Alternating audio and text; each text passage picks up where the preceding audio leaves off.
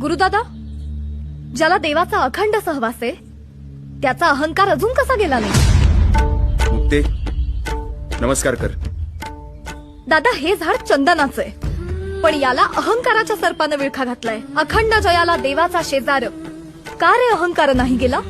परब्रह्मा संगे नित्य तुझा खेळ, आंधळ्याचे डोहाळे का बा झाले?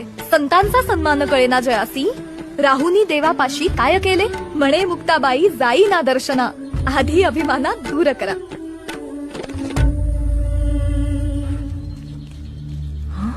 मुक्ताई, ह्या चंदनाच्या झाडाला, विळखा घातलेल्या सर्पाला चांगलंच ठेचलंस का?